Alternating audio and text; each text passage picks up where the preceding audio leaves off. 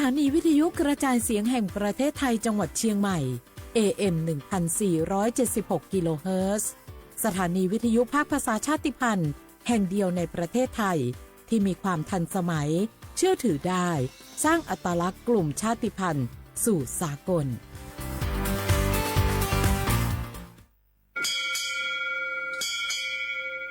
โอโบดาจ้าโอมิชเปอร์เหมอซุงคาปอกว่าย้อจงโอดูธรรมาสถานีวิทยุภาษาชาติพันธุ์แห่งเดียวในประเทศไทยทันสมัยเชื่อถือได้แล้วพบกันที่สวทเชียงใหม่ AM 1476 กิโลเฮิรตซ์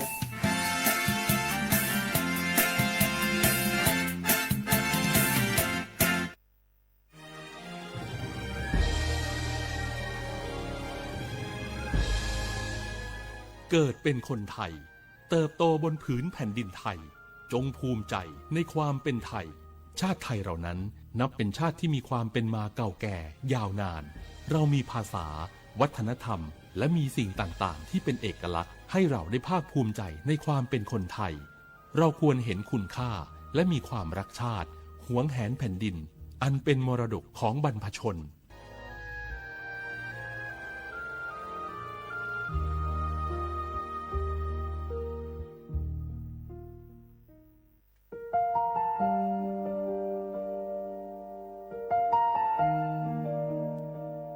ขอน้อมเกล้าถวายอาลัย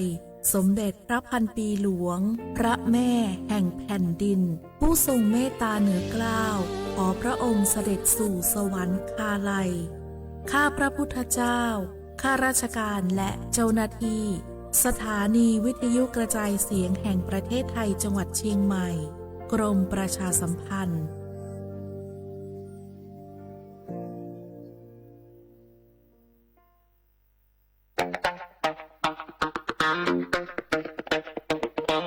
จากอาหารไทยมวยไทยดนตรีไทยไปจนถึงเทศกาลไทยและงานศิลปะไทยวันนี้ซอฟต์พาวเวอร์ทั้ง14สาขากำลังส่งพลังครั้งใหญ่ไม่ใช่แค่ผลักดันวัฒนธรรมสู่ระดับโลกแต่คือฟันเฟืองสำคัญที่ขับเคลื่อนเศรษฐกิจไทยให้ก้าวไปข้างหน้าสร้างโอกาสสร้างอาชีพกระจายรายได้สู่ชุมชนและพี่น้องประชาชนโดยตรงเปลี่ยนต้นทุนทางปัญญาให้กลายเป็นสินค้าวัฒนธรรมนำผลกำไรสู่ประเทศซอฟต์พาวเวอร์ไทยเศรษฐกิจกินได้เพื่อชีวิตที่ดีขึ้นของคนไทยทุกคนสำนักงานประชาสัมพันธ์ที่3กรมประชาสัมพันธ์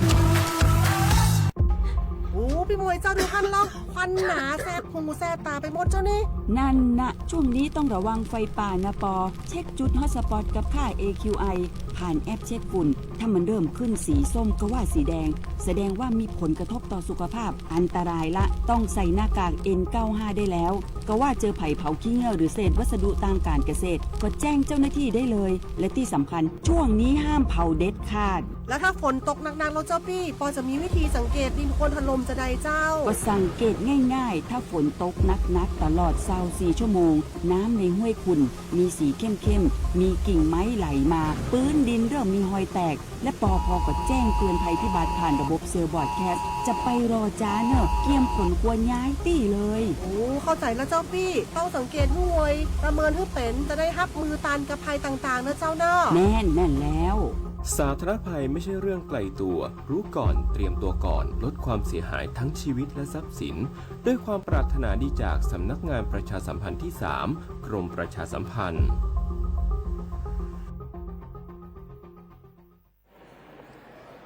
รู้ยังสปสช.มอบสิทธิให้คนไทยทุกคนป้องกันก่อนป่วยฟรี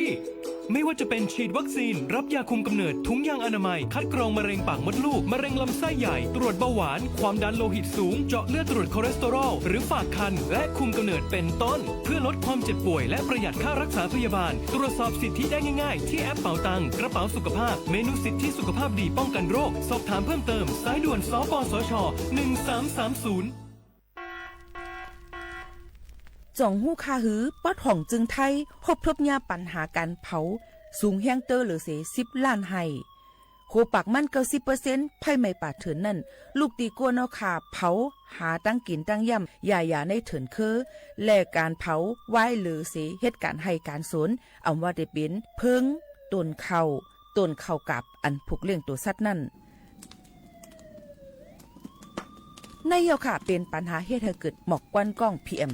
2.5 เป็นเพเฮ็ดให้ตุ้มเตอถึงป้ายอยู่หลีเฮาค่ะอาสาเฮาค่ะก็ติปอดตุ้มเตอถึงตั้งเป็นปอดตั้งเป็นแก่นสาตั้งเป็นหัวใจและออกอ๋อลูกไหวไหลในค่ะห้องการป้ายทรายและเทคโนโลยีตั้งเมืองจึงไทยย้อนผิดหมอกให้พ่อแม่พี่น้องเขากึดลือการเผาปันจันล้มเสียนเซออันลีตาลูกตาลานเฮาค่ะจอมตอนโครงการวางแผนการเจอตีลินตาเตลดย่อมฝุ่น PM 2.5 เลยตั้งมุมมองไฮลีเซวชสำนักงานวิจัยแห่งชาติ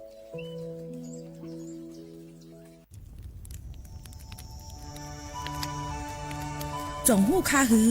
ก้อนโมก้อนไฟอันเผาอยู่ตีกลางป่างนั่นอ่ำเลยหายกว่าตั้งเลยมันเตเป็นฝุ่น PM 2.5 เซขึ้นมาเฮ็ดให้ป้ายอยู่ลีเฮาคาขึ้นในคาออลองลดย่อมปัญหาจังไหนในอ่ำหยาบค่ะเงื่องแวอ่ำเผายุกยักเหมือไม่ต้นเยอต้นเข้ากับในให้ในสวนเฮาเปลี่ยนมากองไว้จ้อมกันเสเฮ็ดเป็นฝุ่นสภาวะอำนั้นแจกแพยุกยักเฮามันปอดถูกเมียนอีกป้าดังโฮมมือกันฟังด้วยไฟไหม้ป่าเถินเฮาขาดฉุกดีไลผูกต้นไม้น้ำเพิ่มปันปื้นตีสีเขียวเฮ็ดเฮาจันล้มเสียนสายตาเฮากูก็เลยตั้งมุงมองไฮลีเสฐานหน้ากอกับสืบปืนเผาตี 3กรมประชาสัมพันธ์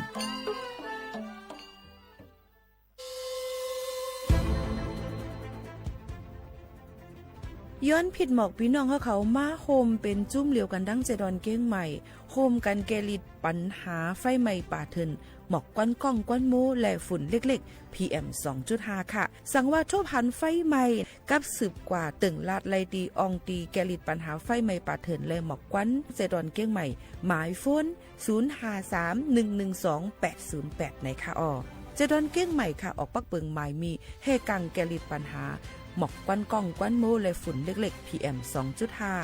เนื้อปืนตีเหลออันอ่ำเลยคว้างเฮาเผาผ่านมาดีแอปพลิเคชันไฟดีห้ามเผากำเร็วในนั้นค่ะอย่าไปเผาล้าอ่ำว่าได้เป็นตีกลางปางอองตีห้ามเผาเกยยุกยักไม่ดอกกูอันในค่ะออกแต่เอาวันที่1เดือน1อิงเกรด2เหงปลาย26ต่อถึงวันที่31เดือน5 2เหงปลาย26ในผู้เหลอเผอเฮ็ดผิดปักเปิงเตญาตัวต่ำตั้งผิดจำหนังปักเปิงหมายมีกำเหลวในนั้นค่ะเลยตั้งมุงมองไฮลีเซห้องการฐานฐาหน้ากอกับสืบเจดอนเก้งใหม่มาโฮมเป็นจุ่มเหลวกันดังเจดอนเก้งใหม่โฮมกันรักษาสภาวะฟิงตื้นเป็นเฮ็ดให้จันล้มถวยเจออันลีต้องฟ้าเสียนเสออ่ำมีหมอกควันกองควันโม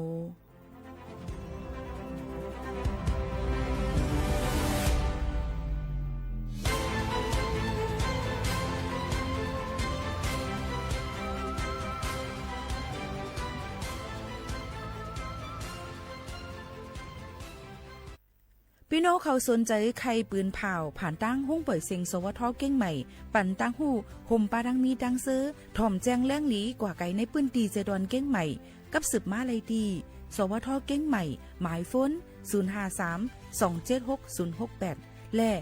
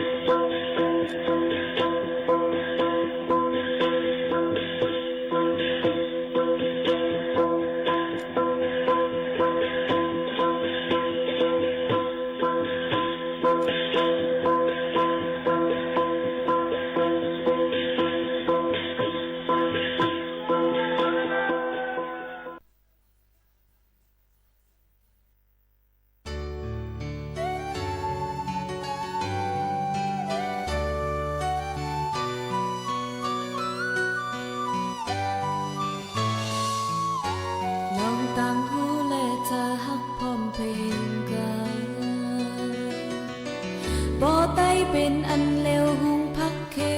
วเตเป็นเนื้อสั่งไตยำฮักเจอเพื่อเตลืมโคโหบ่ไตมีเจอโกเตเป็นโคเฮ็ดให้เปิ้น สังไตอำหมอให้กองก้นยาวอำหมอเซ็งไตมาไตปอคันไตเตตกแจงนำพักไตอำแหอย่าเอาน้ำพักเปิ้นมาแทงล้อนะปอฝนมาเฮาสุบกูโคไตไปสิอย่าเอาโคนุ่งเปิ้นมาแทงล้อนะคนโหไตอำไปงออย่าหาจูเปิ้นโกนำเฮาอำโพดเฮาจอยกันสนไฟไตอำนักเฮาจอยกันสนแจ้งอำหูเฮาจอยกันในตังพี่น้องไตคัดเจอปันแลพี่น้องไตคัดเจอหันแล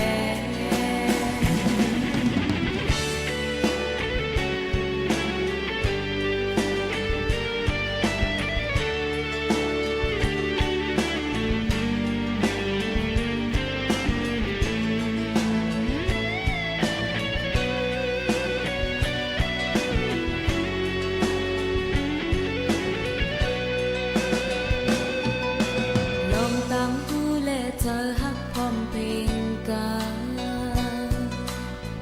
บ่ไตเป็นอันเลวหุงพักเขียวเตเป็นเนอสั่งไตยำฮักเจอเพื่อเตลืมโคโพบ่ไตมีเธอโกเตเป็นโคเฮ็ดเฮาเปิ้นไตสังไตอำหมอให้กองก้นยาวอำหมอเซ็งไตมาไตปอคันไตเตตกแจงนำพักไตอำแหอย่าเอาน้ำพักเปิ้นมาแทงล้อนะบ่ฝนมาเฮาสุบกูโคไตไปสิอย่าเอาโคนุ่งเปิ้นมาแทงล้อนะคนโหไตอำไปงออย่าหาจูเปิ้นโกนำเฮาอำโพดเฮาจอยกันสนไฟไตอำนักเฮาจอยกันสอนแท้อำหูเฮาจอยกันในตังพี่น้องไตคัดเจอปันแลพี่น้องไตคัดเจอหูแลพี่น้องไตคัดเจอปันแล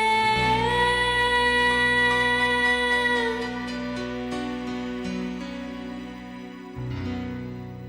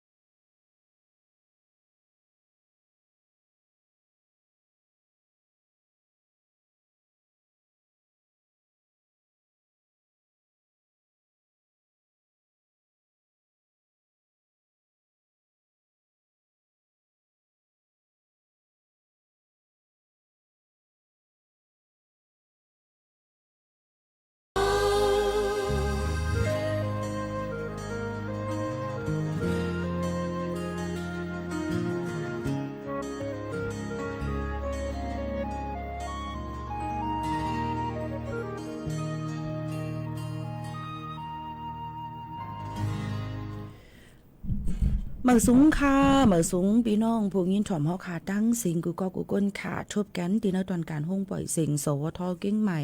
AM 147 กิโลเฮิรตซ์ปืนปล่อยเสียงกูวันบ่ถึงมาข่าวยาม 10 โมงถึง 11 โมงกลางเนอกลางค่ำอยู่จอมกันตั้งข่าวยิ่งหมู่ข่าวโน้นสุภาวันเชื้อสารวินเป็นอุ้ยก็อุ้ยเซพ่อแม่ปีๆน้องๆเฮาเขาค่ะอ้อครบทบจอมกันที่ในตอนการเฮาค่ะในกับกูวันเอามาได้ถ่อมดังเรดิโอออมล้มเอามาได้ถ่อมดังออนไลน์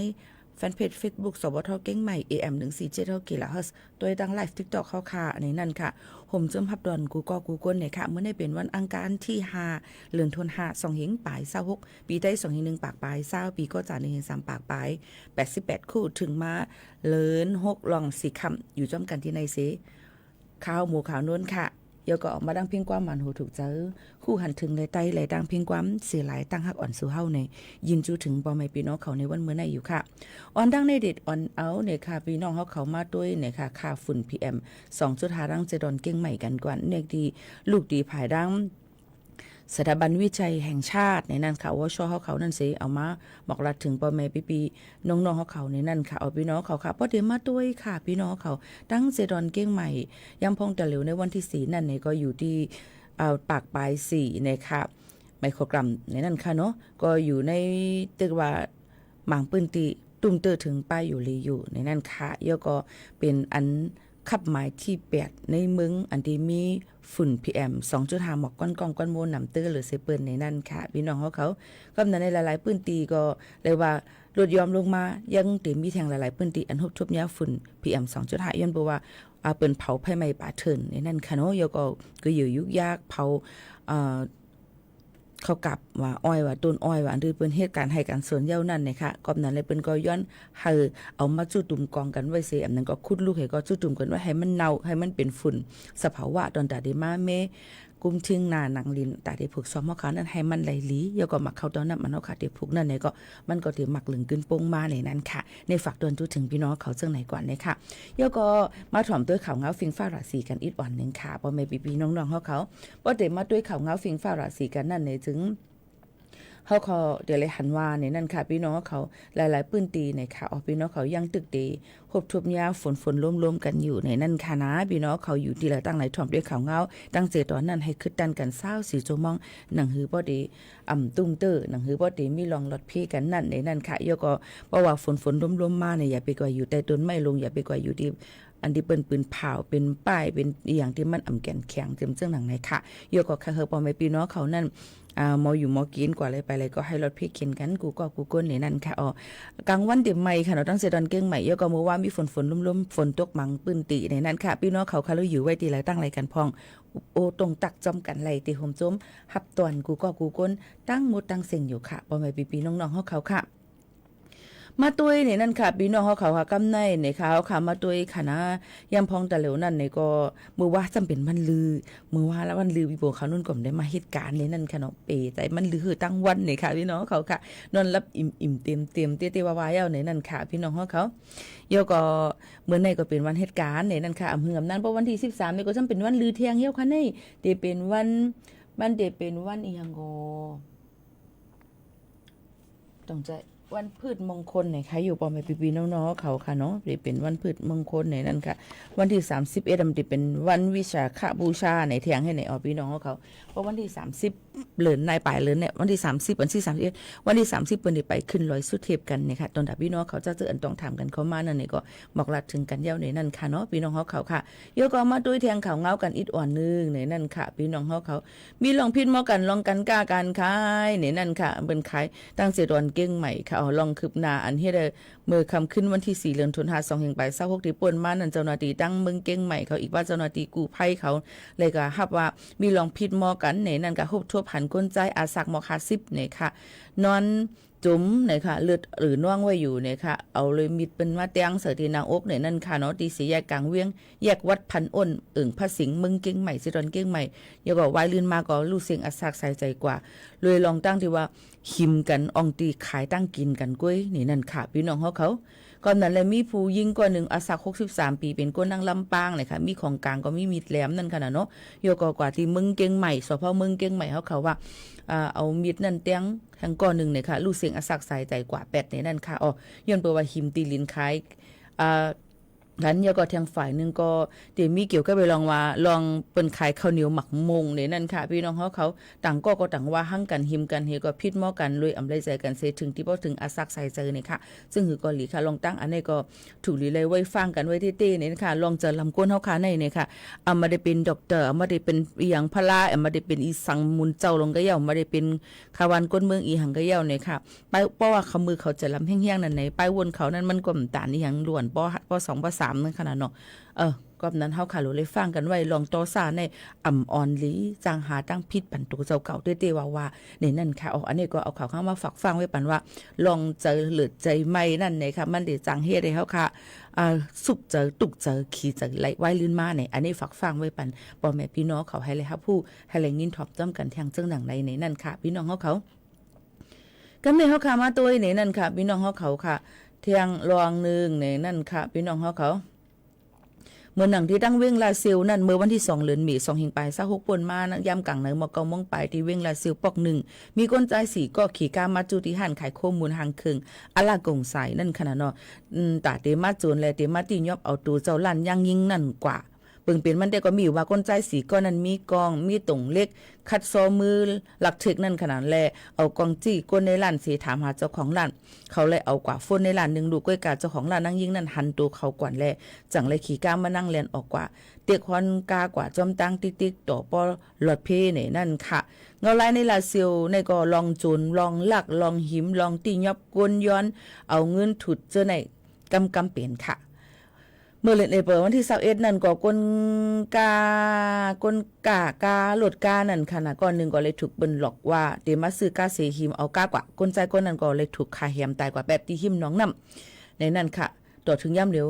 ตูก้นพิษนั่นก็เขาย่ำไปตีไรสีก็ในนั่นค่ะนี่ก็เอาข่าวเงาอันนี้มาฝากฟังไว้ปันพ่อแม่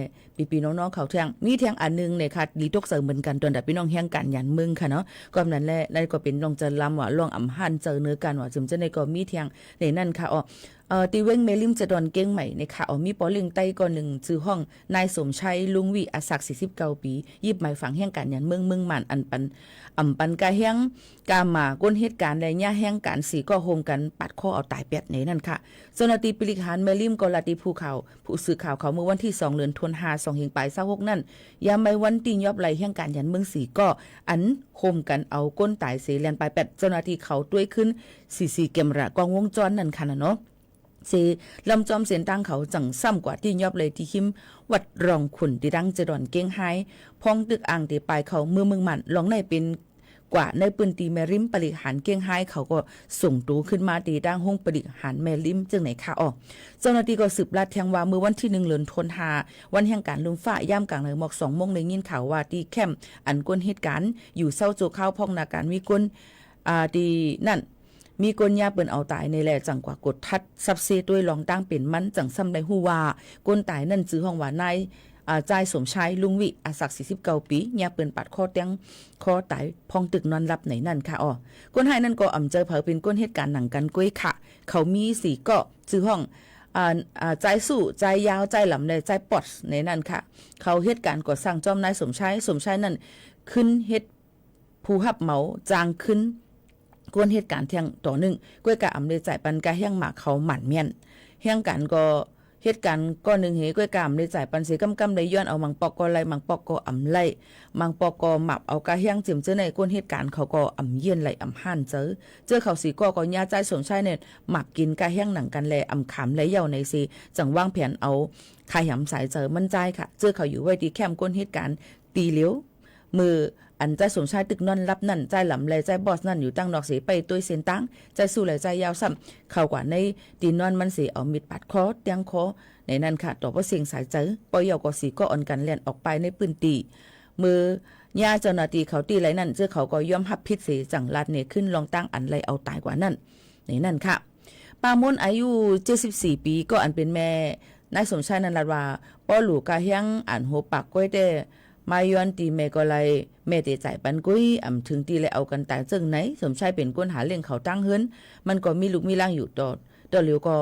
ลูกมันก็มีผักหาเลี้ยงแม่ก็จังอยู่ที่ในเย้าเดี๋ยวเลยค่ายก็อยู่ต่างตีเย้าจึงหนังไหนค่ะอันนี้ก็เลยลองตั้งว่าปัน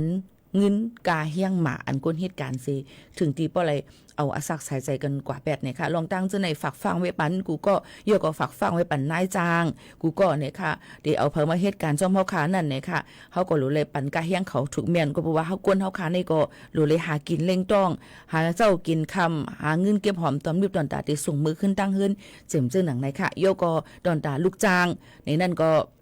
ลูกเล่งจำเจ้านั้นก็หลูเลยหู้หันถึงกาขันเนี่ยค่ะอาศักใส่ใจก้นเฮาขาในมันง่ายเนี่ยอุบกันลีสังเสว่าเป็นก้นเหตุการณ์อยู่จ้อมกันและถูกแม่นจ้อมหนังปักเบิงหมายมีตั้งเบิงจึงไทยนั่นไหนจึงเฮาขากว่าตึงลาติภายรูรวมด้วยถึงพี่น้องเฮียงการกรมสวัสดิการคุ้มครองแรงงานเนี่ยค่ะที่สารกลางเจตวนอันเฮาขายอยู่นั่นสิเอาหลักฐานกูสำเซ็นเปิงกว่าตึงลาตินั่นเปิ้นจ่องไกติดตามเยาก็เฮาเป็นนายจ้างย่อขึ้นกาแห้งหมาเฮาขานั่นขึ้นจังไหนค่ะก้อยกากูลองกูอันนั่นโหลเลยมิ่งเอาหักศักดิ์ศรีหลักฐานเต็มๆทนๆลิกินเกียนกัน5เนี่ยค่ะลิกินเกียนอันว่าก็สัญญาอันที่เฮาขาเฮ็ดลูกจ้างนายจ้างเป็นจึงหือพองเฮ็ดมื้อไรดอกถึงมื้อไรก็แห้งเฮาขาเลยจึงหือเต็มเจ้อหนังไหนค่ะอ๋อโหลเลยมีหลักฐานเต็มทนขนาดจ่องกันเลยขึ้นเต็มทนเนี่ยก็มันเต็งง่ายแง่มสังเจอว่าลาดเลยซัวเฮาขายกะจ้อยค่าอีกนึงค่ะลูกขำในค่ะแห้งค่าใน3-4เรือนเนี่ยค่ะเนี่ยมันจางจ้อยกันไหลเยาก็ตอนตาเดจอมหามันแต่หยาบกว่านั้นเฮาค่ะได้เลยมีเงาหักศักดิ์ศรีหลักฐานเอาว่าที่เป็นไว้โอนเงินไว้จ่ายเงินลองโอนเงินเข้าบัญชีหำนั้นก็ปันเฮาค่ะจังหือหานี่เก็บหมายไว้ต้องไว้กูลองมีผืนลิกยืนยันมีเงาหักศักดิ์ศรีมันก็ติงง่ายแง่มตอนตาเฮาค่ะดีกว่าตึงรัดเจ้าหน้าที่เขาเอามาได้เป็นรองอีสังไกเหย่าจังนั้นนั่นค่ะนี่ก็มาฝากตอนทั่วถึงกันจังหนังไหนค่ะอ้อหรือใจถ่อมด้วยเพียงความหวานหูถูกใจกัน1หูก่อนค่ะส่งขึ้นมาอุบโอจ้อมกันเที่ยงกำนึงไหนนั่นค่ะพี่น้องเขา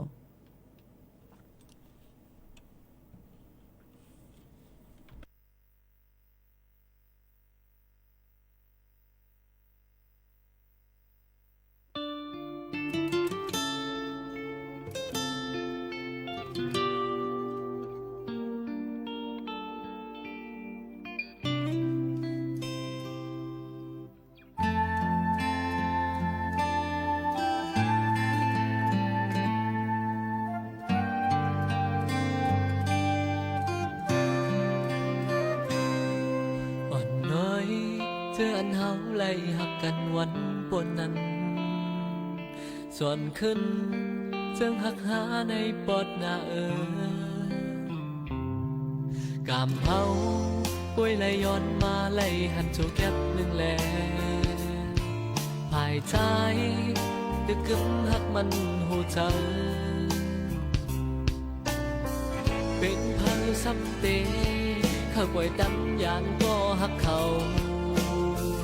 ยืนมือปันมาและน้องอ่อนน้อยโหเจ้าใจหอยติดสู่กูเขายังจังลืมไล่ตั้งหักเขาวันนั้นสึกวนตัวเองขึ้นลองหักเขาเป้แก่นลีข้อโคมเจ้าเล็กเดนอน้องจองหูวันอันหาสองไล่หากันตอนมีวันลืมตื่นกึมหักสู่ปองใจวางความปันพี่เฮาผิดถูกก่อไว้เสวันหนึ่งน้องเตหูถึงอยู่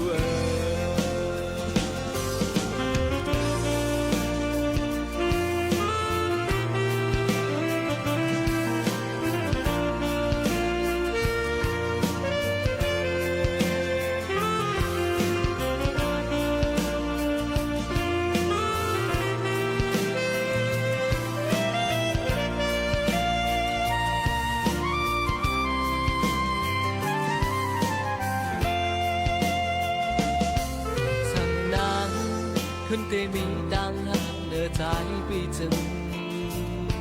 อยากขึ้นวนดังพิษอันแปลกเบิงลองไล่พิษนั้น ย้อนปล่อยปันควังเสสึกขึ้นกองกึ่งหอมมือกันแทงโอ้จังใจหอยติดสู่ภูเขายามอำจางลึกไหลตั้งหักเขาวันนั้นสึกปวดตัวขึ้นลองหักเขาเป้แก่นลีข้อโคมเจอเล็กเตนอน้องจองหูถึงเจอถึงวันอันหาสองไหลหักกันอำตอนมีวันลืมตื่นกึมมากสู่บอกเจอวางความปันปีเฮาผิดถูกก่อไว้เสียวันหนึ่งน้องเตหูถึงอยู่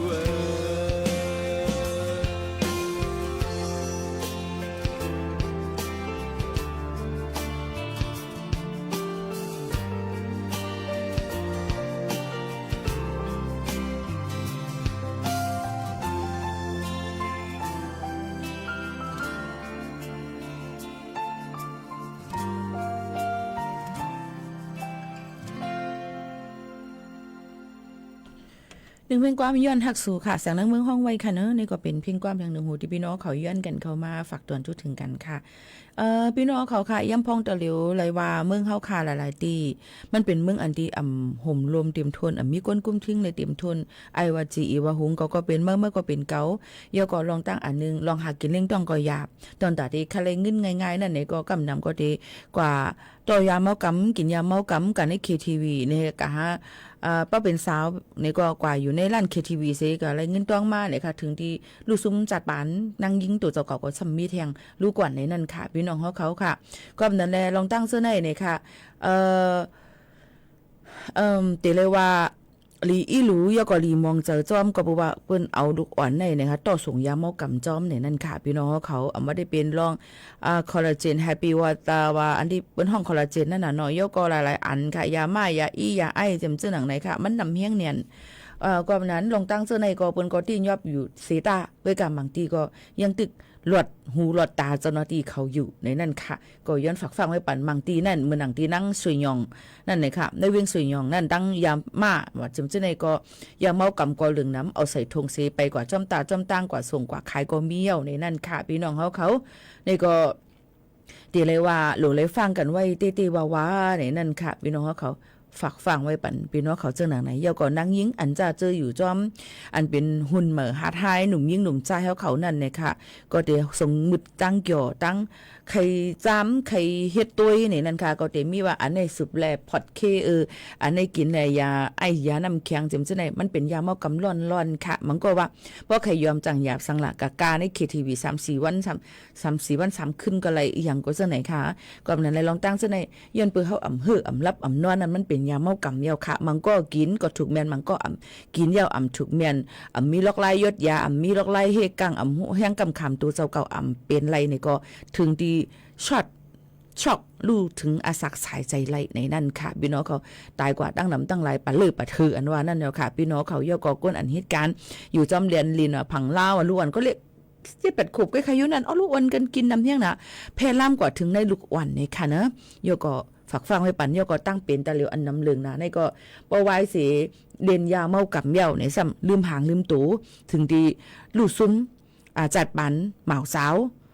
เจ้าหนังไหนค่ะยก็เฮ็ดฮอดลงกว่าลองมีเจอโฮมตันนาใครความสวงจำชื่อในก็มีมาว่าเป็นเจ้านั้นตันค่ะตันไรเฮกังตันไรกินยามันก็ป้าต้องมันลูกหลายเปิ้นมันก็จับตั้งเป็น HIV ตั้งเป็นเอดอันว่านั่นนำเหลืองเนี่ยเราตั้งวันเฮาเมืองเฮาในจอมวันเมืองอันที่ขึ้นกับขึ้นปานและอันมียาเมากำอีกป้าตั้ง KTV นำในนั่นค่ะนะลองตั้งจังไหนฝากฟังไว้ปันพ่อแม่พี่น้องเขาลุงป้าหน้าอาเขาพี่น้องลูกหลานเขา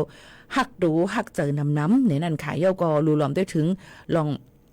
เพราะว่าจัดปานเฮาค่ะมันดีอย่าไปกว่าทรงมึดมันลงยาเมากำมันก็มาหย่องยาเมากำในแหมพัน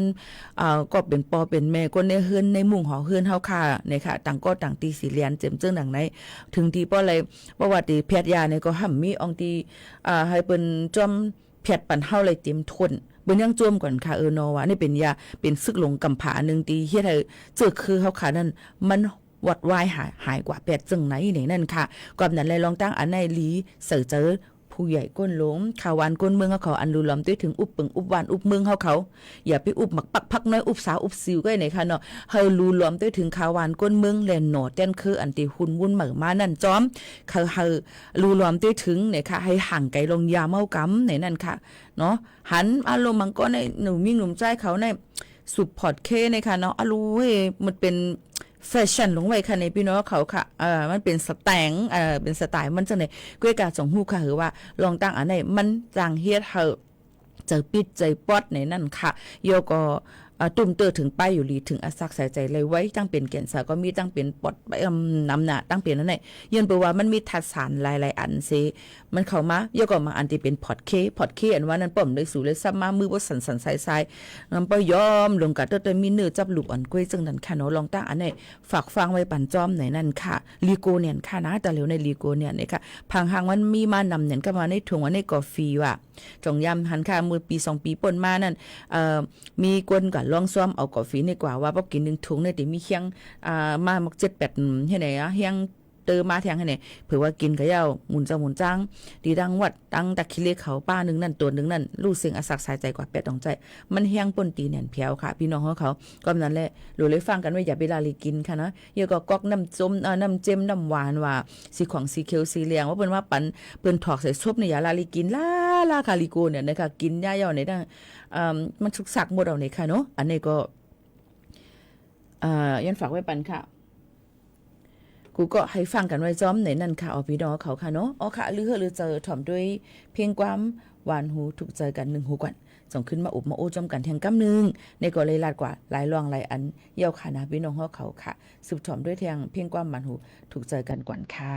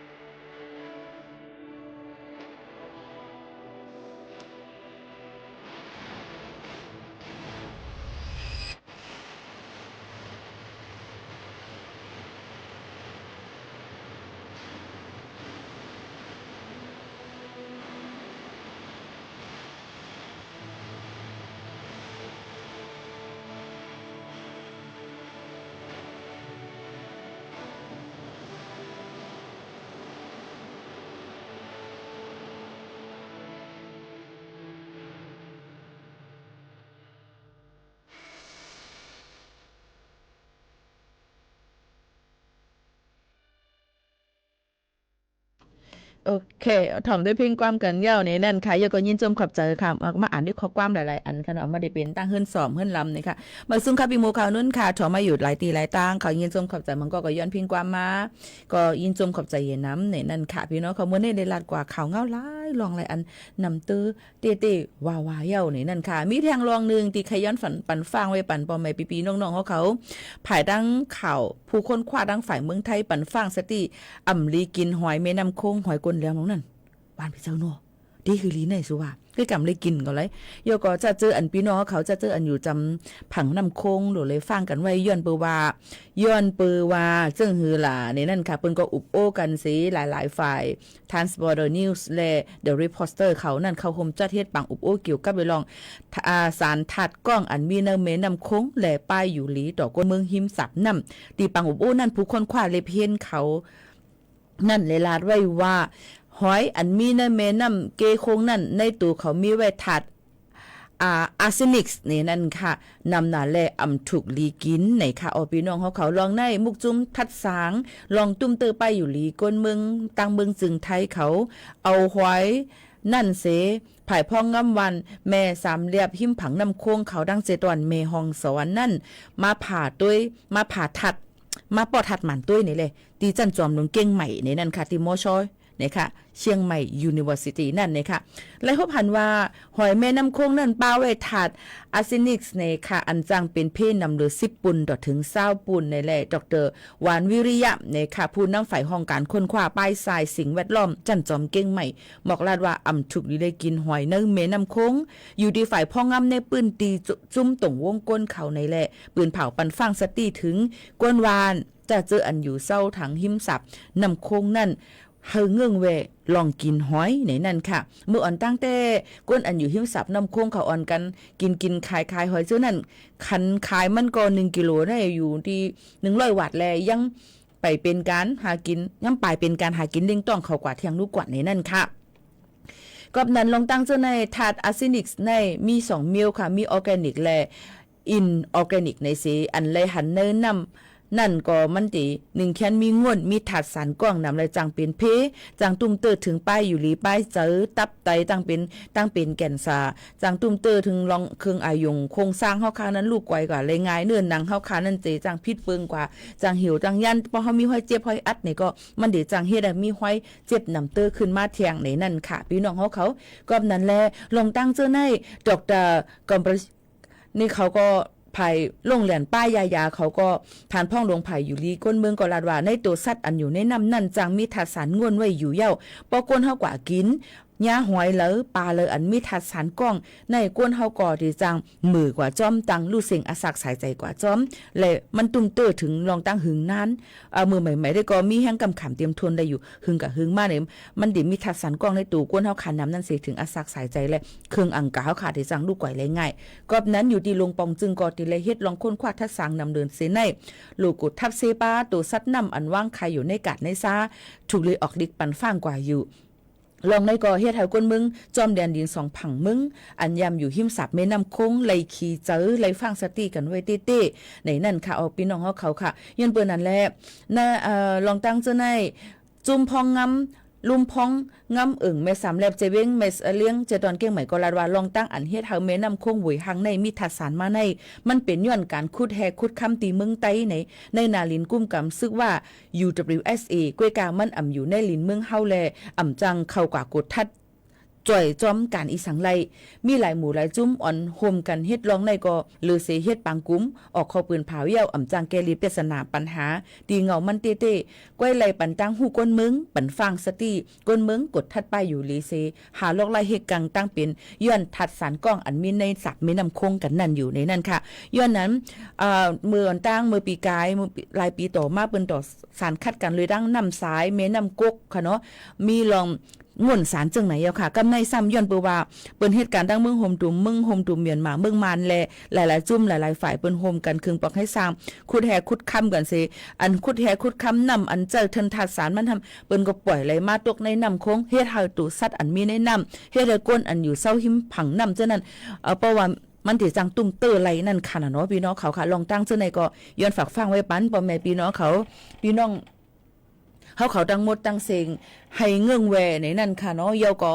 เฮาฟังกันไว้ลองตั้งกินอันที่มีน้ำฝังน้ำเอามาได้เป็นน้ำอนุน้ำกกน้ำสายน้ำหกน้ำหังก็ว่ามาเนี่ยค่ะย้อนตัวว่าถ้าสารกว้างมันนำเหลืองไม้เย้าอำไปมีจุ่มเหลอฝ่ายเหลอตั้งเมืองโฮมตัวเมียนมาเขาเป็นกว่ากุ้มทิ้งและ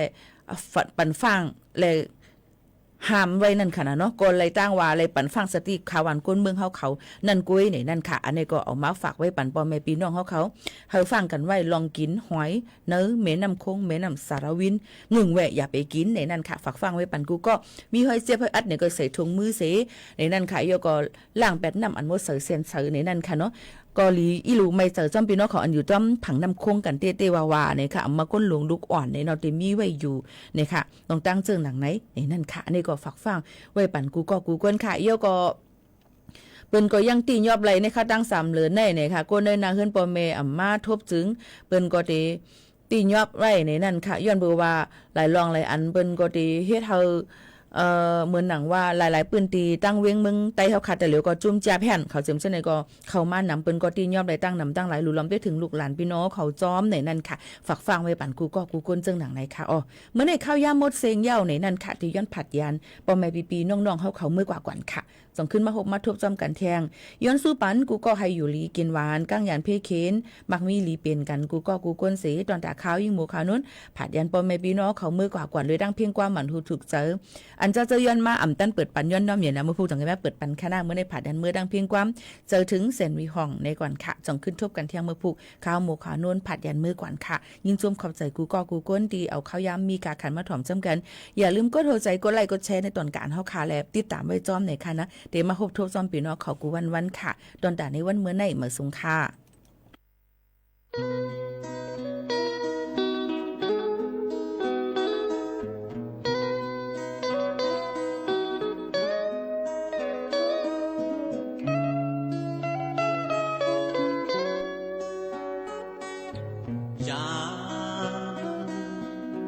ยานไกลกันสมบอมีข้าวหือ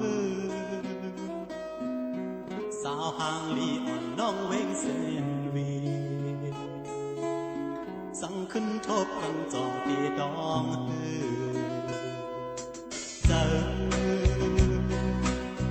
จอถึงเจออันเฮานั่งอุบกันดีน้องกันต่อเวงนั้นถึงเมื่อยามเดียวเป็นไว้เจอขาดการใครมาก็หงอย่าเย้า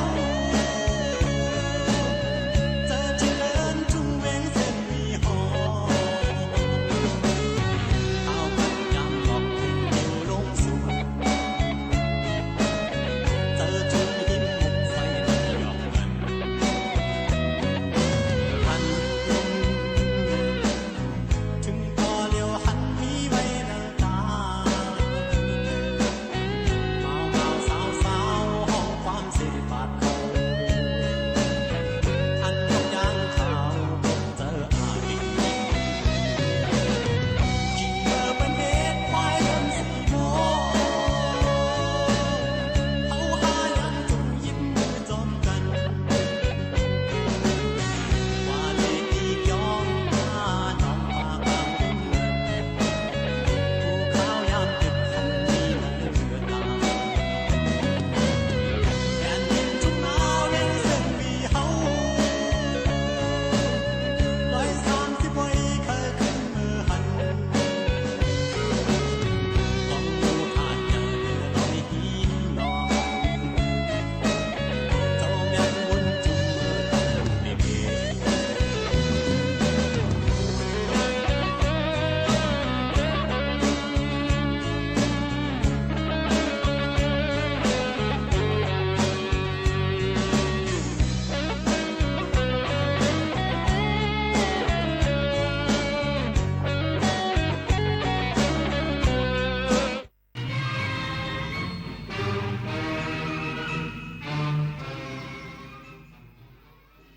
รับฟังข่าวต้นชั่วโมง 11 นาฬิกากับพฤทธิ์แก้วพิบูลครับ